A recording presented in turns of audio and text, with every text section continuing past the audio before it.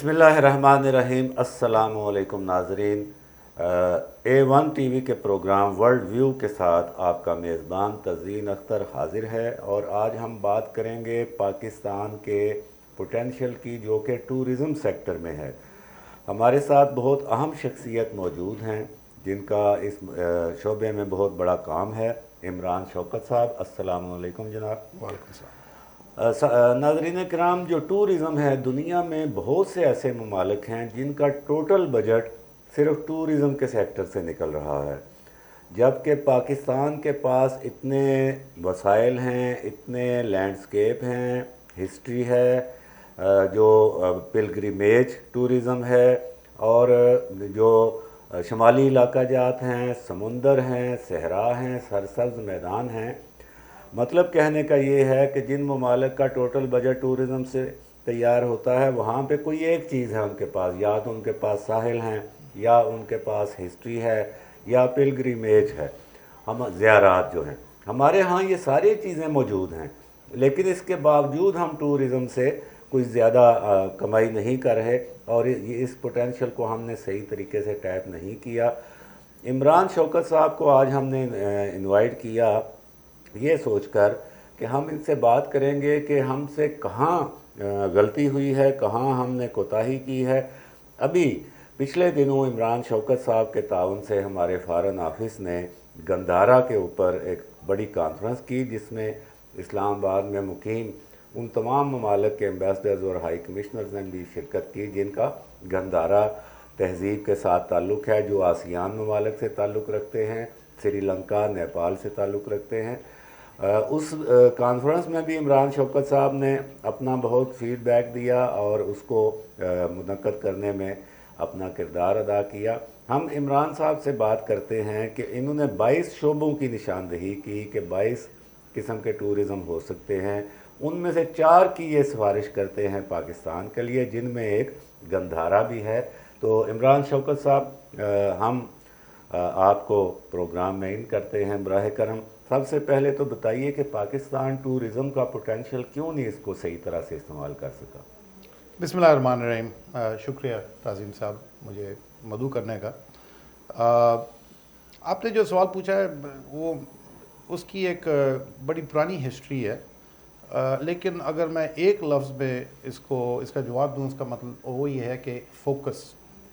ہم فوکس نہیں کر رہے، اور اس پہ جتنی میں نے ریسرچ کی ہے ابھی تک، آج تک ہم نے وہ 22 سے مزید سیکٹر ہیں ٹورسٹ کے، ہم نے سب سے زیادہ توجہ دی ہے نیچرل سینری کی ٹورزم اور ایڈونچر ٹورزم کی طرف۔ اچھا، اس پہ ہم 40-50 سال سے ہم نے اسی پہ سب سے زیادہ اپنی انویسٹمنٹ کی ہے، اپنی پبلسٹی کی ہے۔ اس کے لیے پچھلے سال اتنی ایفرٹ کرنے کے بعد گلگت بلتستان گورنمنٹ نے رپورٹ کیا تھا کہ ان کے پاس 11,000 ٹورسٹ آئے تھے ایک سال میں 11,000؟ ایک سال میں 11,000، جس کو میں کہتا ہوں پینٹس، لیکن مونگ پھلی یعنی بہت کم۔ بہت کم۔ ٹھیک ہے۔ لیکن یہ بات بھی ہے کہ شکر ہے کہ صرف 11,000 آئے تھے، ورنہ گلگت بلتستان بہت چھوٹا علاقہ ہے، وہاں پہ لاکھوں لوگ آنے لگ جائیں تو ادھر کیا حال کیا بنے گا، ہم مینج نہیں کر سکیں گے۔ انفراسٹرکچر نہیں ہے، انفراسٹرکچر نہیں ہے، جگہ ہی نہیں ہے ہمارے پاس، اتنا بڑے چھوٹے چھوٹے تو شہر ہیں ادھر۔ اور دوسرا، جو اس قسم کے ٹورسٹ ہیں وہ کلچرلی بھی تھوڑا سا ہمارے کلچر سے کلیش کریں گے، کیونکہ اس پہ کئی دفعہ لوگ بات ذکر کرتے ہیں کہ یہ ہینڈی کیپ ہے پاکستان کے پاس کہ یہ لوگ جو آتے ہیں یہ ذرا ینگر کراؤڈ ہوتا ہے، ان کو پارٹی سین بھی چاہیے ہوگا، ان کو الکوہل بھی چاہیے ہوگا، انہوں نے اپنی گرل فرینڈ یا وائف کے ساتھ ہاتھ پکڑ کے پھرنا بھی ہے شارٹس میں گرمیوں میں، پھر وہ چیزیں ہمارے کلچر میں کلیش کرتی ہیں۔ تو اب ہمیں اپنا فوکس تھوڑا سا ڈیفائن کرنا چاہیے۔ تو جو میں نے تجزیہ کیا ہے اس میں اس طرح سے ہے کہ ہمارا نمبر 1 پوٹینشیل ہے وہ ہے پلگرمیج ٹورزم کا، زیارات جو ہیں، ہاں جی، زیارات، جو کہ گندھارا بیسڈ، حالانکہ نیچرلی ہماری حکومت نے بہت کام کیا ہے سکھ ٹورزم کے اوپر بھی، لیکن میرے حوالے سے گندھارا ٹورزم جو ہے، پلگرمیج ہے، وہ سب چیز پیچھے چھوڑ جائے گی۔ بالکل ٹھیک۔ نمبر 2 اس کے بعد آتا ہے ہمارا ہیریٹیج سائٹ ٹورزم، اس میں بھی آپ کا بہت بڑا پوٹینشیل ہے، اور وہ اس لیے اس لیے کہ ہمارے پاس پاکستان میں بڑی پرانی سائٹس ہیں اور ہمیں صرف ان کو ورلڈ ہیریٹیج لسٹ میں لانے کی لسٹ ضرورت ملا. ہے. اچھا تھوڑا سا ریفائن کر لیں ناظرین کے لیے. ناظرین، عمران شوکت صاحب جو کہ سیکٹر ڈیولپمنٹ ایکسپرٹ ہیں اور ٹورزم پہ ان کا بڑا تجربہ اور ریسرچ ہے، انہوں نے یہ ابھی کہا ہے کہ سب سے زیادہ پوٹینشیل ہے گندھارا کا. گندھارا یعنی ٹیکسلا، سوات، تخت بائی، یہاں پہ جو گندھارا کی سائٹس ہیں ان کو ہمیں اجاگر کرنا ہے. اور دوسرا جو انہوں نے ہیریٹیج کہا، ہیریٹیج سے ان کی مراد ہے کہ جو تاریخی مقامات ہیں، جیسے آپ لاہور میں بادشاہی مسجد دیکھنے جاتے ہیں، لیکن صرف بادشاہی مسجد اور شاہی قلعہ نہیں ہے، اور صرف لاہور نہیں ہے، اگرچہ لاہور جو ہے وہ سب سے اہم تاریخی شہر ہے، لیکن پاکستان کے بہت سے اور شہر جو ہیں وہاں پہ بھی بہت سا ہیریٹیج یعنی تاریخی مقامات موجود ہیں. جی عمران صاحب. اچھا جی، تو اگر ہم ہیریٹیج سے پہلے شروع کر دیں، جو کہ تاریخی مقامات. تاریخی جی. مقامات کے حوالے سے، اس میں اس طرح سے ہے کہ اس کے جو ٹورسٹ ہوتے ہیں جو ہیریٹیج لسٹ لے کے پھر اس پہ وزٹ کرتے ہیں دنیا میں، وہ عام طور پہ ذرا ایجڈ ہوتے ہیں، ریٹائرڈ ہوتے ہیں، پیسہ ان کے پاس زیادہ ہوتا ہے. ان کے لیے یہ باقی چیزیں جو پہلی کیٹیگری جو ہم کہہ رہے تھے جو ہمارے کلچر میں آبجیکشنبل ہے، ان کے لیے وہ مسئلہ جنگ والی. نہیں ہے. جی جی. ٹھیک ہے جی. اچھا، اس کے لیے جو ہمیں کرنے کی صرف ضرورت ہے، ہمیں زیادہ اس پہ پیسے لگانے کی ضرورت نہیں، ہمیں اس پہ زیادہ مارکیٹنگ کرنے کی ضرورت نہیں. یونیسکو ایک ورلڈ ہیریٹیج لسٹ جو ہے بناتی ہے، اور اس میں اپرووڈ جو UNESCO approved world heritage sites ہیں اس میں وہ شائع ہو جاتی ہیں. اب کمپیریزن کے طور پہ انڈیا کے پاس 42 ورلڈ ہیریٹیج سائٹس ہیں، ٹھیک ہے. اور 6 ہیں جو ان کی ابھی ٹینٹیٹیو اپروول لسٹ میں ہیں، جس کے لیے ملک کو کاغذی کارروائی ڈاکیومنٹیشن فراہم کرنی ہوتی ہے. پاکستان اس کے برعکس ہماری 6 سائٹس ہیں ورلڈ ہیریٹیج لسٹ پہ، 26 سائٹس ہیں اس وقت جو کہ ٹینٹیٹیو لسٹ پہ ہیں، ٹینٹیٹیو.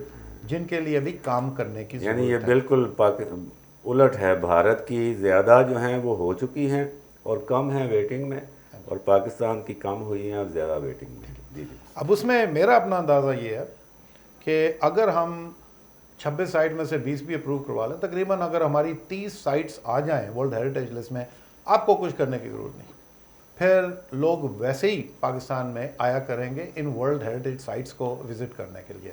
اور اس میں جو دوسری چیز مجھے بہت اس میں اچھی لگتی ہے وہ یہ ہے، جیسے تازی بھائی نے بھی کہا کہ یہ سائٹ سارے پاکستان میں ہیں. اس میں موجوداڑو بھی ہے، اس میں ٹھٹھا بھی ہے، ہڑپا بھی اس میں ہڑپا بھی ہے، اس میں رانی کوٹ بھی آ جائے گا. تو ٹورسٹ آئیں گے وہ سارے پاکستان میں پھیلیں گے، تو برڈن ایک چھوٹے سے ایریا پہ نہیں ہوگا، سارے پاکستان کے مختلف علاقوں کو اس کا فائدہ ہوگا. فائدہ ہوگا بالکل. اور یہ میرے اپنے اسٹیمیٹ میں اگر ہم کر لیں تو کوئی یعنی کہ اگر انڈیا میں 20 ملین جا رہے ہیں تو پاکستان میں چلو ہم کہیں 1 ملین بھی آ جائیں 10 اگلے لاکھ 5 لاکھ 4-5 سال میں آنا شروع ہو جائیں تو پاکستان کے لیے بہت بڑا اکنامک ایڈوانٹیج ہے. بالکل. عمران شوکت صاحب، آپ کے سامنے ایک کتاب بھی پڑی ہوئی ہے گندھارا کے اوپر، اس کے حوالے سے مختصر آپ بتائیں گے ہمیں یہ کیا کتاب ہے اور اس میں کیا بتایا گیا؟ چلے میں پہلے آپ کو ذرا دکھا دوں. یہ کتاب ہے اور یہ منک تھائی لینڈ سے آئے تھے، سیمی آفیشیل ٹرپ تھی، گورنمنٹ کے مہمان تھے. یہ 2 دفعہ آ چکے ہیں پاکستان میں. یہ میرے خیال میں کوئی 1,500 سال کے بعد انہوں نے پچھلے سال یہاں پہ آ کے ایک کہتے ہیں رین ریٹریٹ، کہ 3 مہینے کی ان کی ہوتی ہے، جب یہ صرف ایک جگہ پہ رہ سکتے ہیں ایک ملک میں، اس کو چھوڑ کے نہیں جا سکتے 4-5 دنوں سے زیادہ.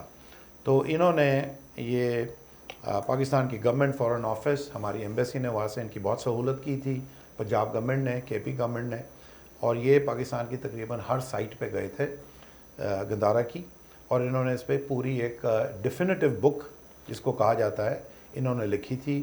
روز صبح کو یہ یہاں سے بیٹھ کے یوٹیوب پہ اپنے پیرویوں کے ساتھ ڈسکس کرتے تھے کہ آج میں اس سائٹ پہ جاؤں گا، ٹیکسلا اس کی یہ امپورٹنس ہے.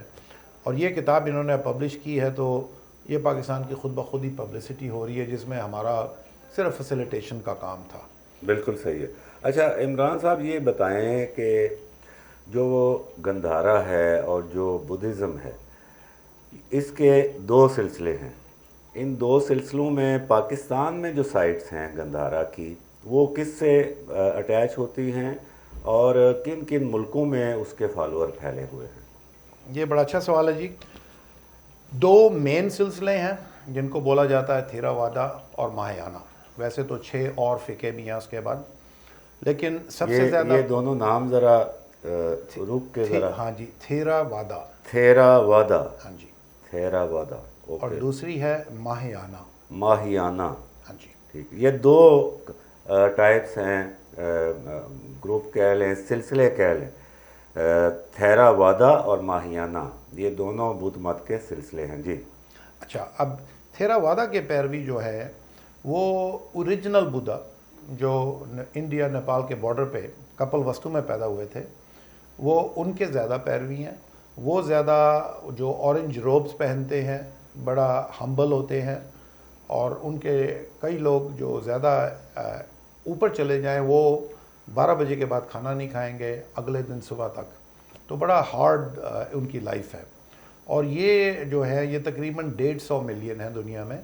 और ये India, Bhutan, India, Myanmar, Cambodia, Thailand, जो आप श्रीलंका, आप जो समझ लें कि जो सदर्न साउथ ईस्ट एशिया जो है, ये पैरवी वहाँ पे पाए जाते हैं। बिल्कुल ठीक है।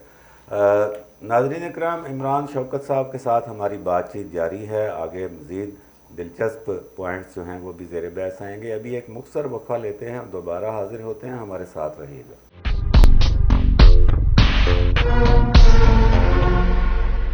जी नाज़रीन इकराम, प्रोग्राम में वापस आपको खुशामदीद कहते हैं। A1 TV से हम प्रोग्राम वर्ल्ड व्यू आपकी खिदमत में पेश कर रहे हैं। मैं मेज़बान हूँ तज़ीन अख्तर, और मेरे साथ मौजूद हैं जनाब इमरान शौकत। और इमरान शौकत साहब बात कर रहे थे बुद्ध मत के दो सिलसिलों की, एक का नाम थेरावादा और दूसरा माहियाना। जी इमरान जी।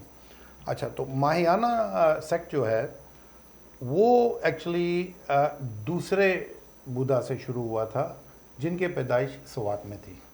तो इसलिए पाकिस्तान उस हवाले से एक ख़ास अहमियत है पाकिस्तान और गंदारा की। लेकिन हमारे लिए थेरावादा भी उतनी ही इज़्ज़त करते हैं और आना चाहते हैं, क्योंकि बुद्धिज़्म के सबसे बड़े एम्परर या पैरवी जो है फैलाने वाले थे वो थे अशोका, जिन्होंने अपनी सल्तनत पाकिस्तान से आके बनाई थी। लोगों को ये भी अंदाज़ा नहीं कि श्रीलंका एक बुद्धिस्ट मुल्क है, लेकिन श्रीलंका की बुद्धिज़्म पाकिस्तान से गई थी, ठीक जो इलाका पाकिस्तान का है। और महायाना 350 मिलियन है, जिसमें Chinese, Japanese, Korean, Malaysian, so north east Asia के यानी लोग। 35 करोड़ उनकी तादाद है। ठीक है, 35 करोड़ माहियाना के फॉलोअर्स हैं। और अच्छा, इसमें एक चीज़ और है जो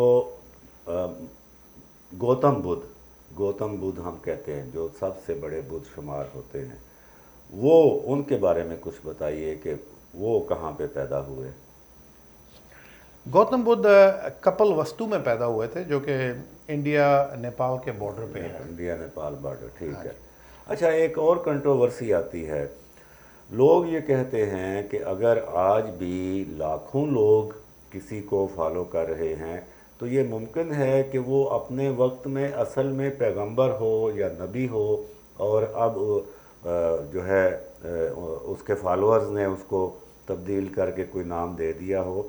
तो क्या जो महात्मा बुद्ध हैं वो, इनके हवाले से भी बाज़ लोगों का कहना है, मैं आपसे दरियाफ्त करना चाह रहा हूँ, आपका इस पर क्या टेक है?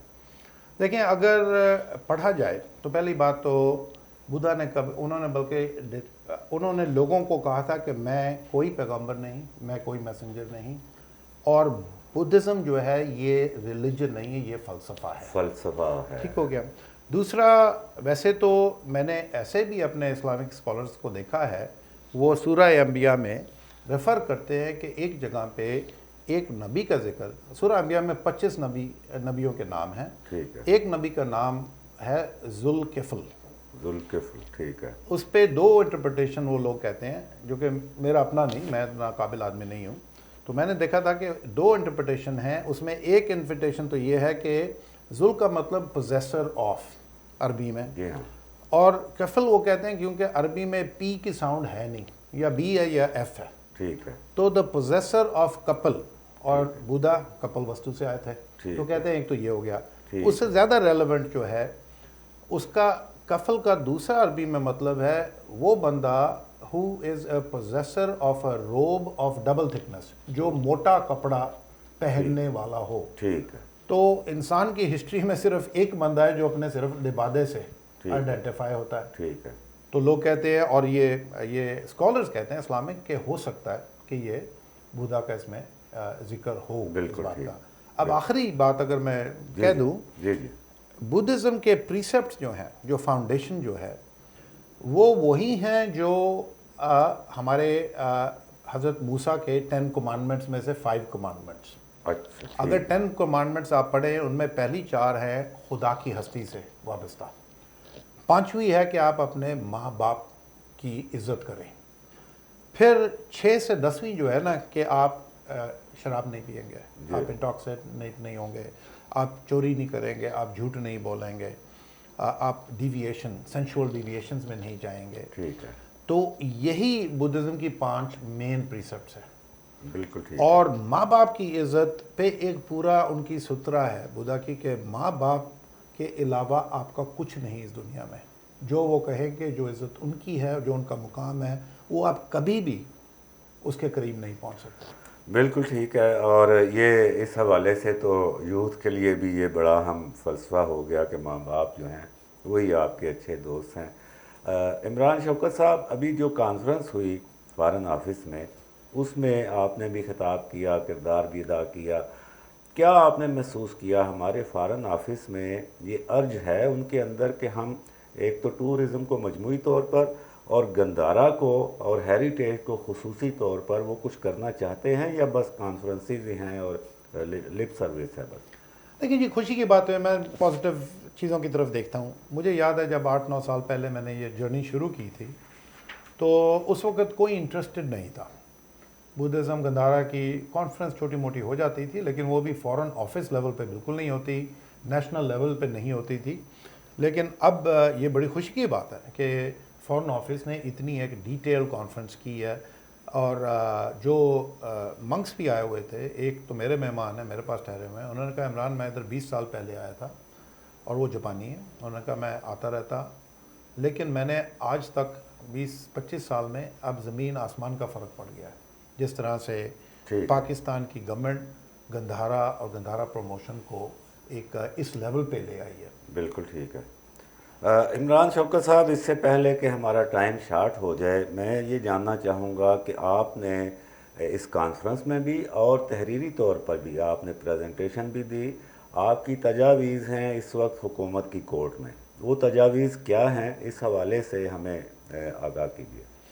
اچھا جی، اس میں کچھ عرصہ پہلے حکومت نے مجھ سے کہا تھا کہ آپ نے اتنا کام کیا، آپ سیکٹر ڈیولپمنٹ ایکسپرٹ ہیں، تو سیکٹر بنانا ہو تو اس کے لیے کیا کرنا پڑے گا؟ کیونکہ عام طور پہ ہم یہی سوچتے رہتے ہیں کہ جو غسل خانے بنا دیں جی، انفراسٹرکچر بنا دیں. میں کہ یہ وہ ایک سپرفیشل سی چیز ہے. 10 سٹیپس چاہیے اگر ہم واقعی چاہتے ہیں کہ $20-30 بلین کا سیکٹر بنے. پہلی بات، ویزا رجیم آپ اسٹریم لائن کر دیں. اس وقت بدھزم تو کیٹیگری ہی نہیں ہے ہمارے آن لائن ویزا سسٹم میں، اور جو لوگ آتے ہیں ان کو 2 مہینے کا 3 مہینے کا ویزا دیتے ہیں.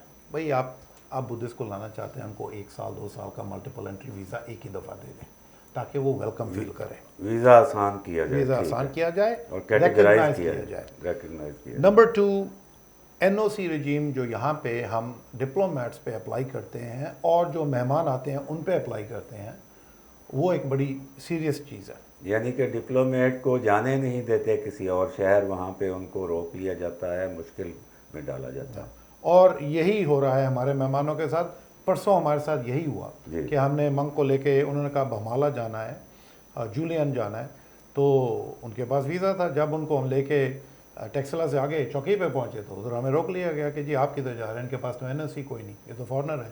ہم نے کہا NOC کا تو جب ویزا دیا تو سب بتانا چاہیے تھا، یہ تو کوئی نہیں ہے. جی ہاں. اینی ویز، تیسرا، منکس کو ہمیں خود گندھارا ٹریلز نہیں بنانی چاہیے. تھوڑی سی ہم ضرور اس پہ بروشورز بنائیں، کچھ چیزیں بنائیں، لیکن منکس جو ہیں مختلف جو آتے ہیں ان کی انرجیز مختلف جگہ سے مختلف فیل کرتے ہیں. وہ آپ کو بتا سکتے ہیں کہ جی ہمارے لیے یہ جگہ زیادہ بہتر ہے یا یہ. اور ہمارے پاس سینکڑوں نہیں ہزاروں سائٹس ہیں لٹرلی. ٹھیک ہے. تو ہم منکس کا، بلکہ اگر میں نے تجویز دی تھی کہ ہم منکس کا ایک patterns of Gandhara multi national जो सीनियर मंक्स हैं उनको हम पेट्रन, ताकि वो ओनरशिप ले लें, फिर वो हमें सजेस्ट करें जिनके और कुछ नहीं तो 1-2 लाख से 1-2-3 मिलियन तक के पैरवी हों, ताकि अगर 10 ऐसे मंक हमें मिल जाएं तो आपकी मार्केटिंग वो खुद ही कर देंगे। बिल्कुल तो जहाँ ठीक। पे वो जाएंगे उनके पैरवी जाएंगे। सही बात है। अच्छा, पाकिस्तान की मार्केटिंग करना बड़ा ज़रूरी है। पाकिस्तान का एक परसेप्शन इशू है दुनिया में जो कि बिल्कुल गलत है, उस पर मैं अलग लिख भी चुका हूँ और बोलता भी हूँ। उस पर जो आप बात करें पाकिस्तान के तस्वुर की, जो बैरून मुल्क मनफी पाया जाता है। बिल्कुल। एक छोटी सी एग्जांपल देता हूँ। कुछ अर्सा पहले मैं मलेशिया में, ताइवान में पाकिस्तान की तस्वुर के बारे में बात कर रहा था और पाकिस्तान में लोगों को मदऊ करने के लिए। तो पहला सवाल मैंने ये पूछा कि मुझे आप ये बता दें कि आपके ख्याल में पाकिस्तान की पॉपुलेशन कितनी है। आप यकीन मानिए PhD लोग यूनिवर्सिटीज़ में पढ़े लिखे, उन्होंने पहला नंबर 3 मिलियन का मुझे कहा कि जी आप इंडिया के साथ एक छोटा सा मुल्क है ना, 3 मिलियन 4 मिलियन के होंगे। तो मैंने वापस आके अपने कुछ दोस्तों से कहा जो कि असर रसूख वाले हैं कि भाई अगर हम CNN पे सिर्फ 2 सेकंड का ये स्लाइड चला दें ना कि 240 मिलियन का मुल्क है तो दुनिया खुद ही जाग जाएगी। जी।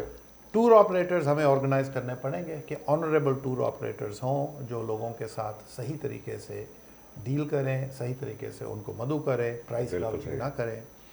लोकल पॉपुलेशन को हमें सेंसिटाइज और तालीम देनी पड़ेगी कि ये लोग आपके इकोनॉमिक एडवांटेज के लिए आ रहे हैं और आपको इनसे थ्रेट नहीं महसूस करनी चाहिए। मकामी आबादी को हमें बताना पड़ेगा कि टूरिस्ट को आपने परेशान नहीं करना, उससे ताउन करना है। और मकामी आबादी को ये समझ मौजूद है कि टूरिस्ट आएगा तो उनके ज़राए आमदन में भी इजाफा। बिल्कुल। और उनको हमें मज़ीद से मज़ीद, सारी दुनिया में सोवेनियर्स मुकामी आबादी बनाती है लोगों के लिए, तो हमें अपने लोगों को मदऊ करना पड़ेगा इसकी तरफ। साइट्स को ऑर्गेनाइज हमें करना पड़ेगा, लेकिन वो इंस्ट्रक्शंस हमें बुद्धिस्ट मंक्स देंगे। उसका मैंने एक डिज़ाइन बनाया था। 3-4 एकड़ पे आपके बुद्धिस्ट के लिए, मंक्स के लिए हट्स होनी चाहिए, साफ़ सुथरे कमरे होने चाहिए, लोटस पॉन्ड्स होने चाहिए, एक पीसफुल एनवायरनमेंट होगी, मेडिटेशन हॉल होना चाहिए। फिर वो आके हफ्ता हफ्ता उधर रहेंगे। एक टेस्ट के तौर पे तो एक बनाया ही जा सकता है ना, मतलब कि पायलट के तौर पे। जी। और वो डिज़ाइन भी बन चुका है जी, वो भी ठीक प्रेजेंट कर है। दिया। आखिरी जो पॉइंट हैं वो जल्दी ज़रा बता दीजिए। आखिरी सबसे बड़ा पॉइंट, क्योंकि फाइनेंसिंग का तो ये बुद्धिस्ट मंक्स जो है वो खुद ला के अपनी फाइनेंसिंग कर देंगे ये चीज़ बनाने के लिए। बिल्कुल।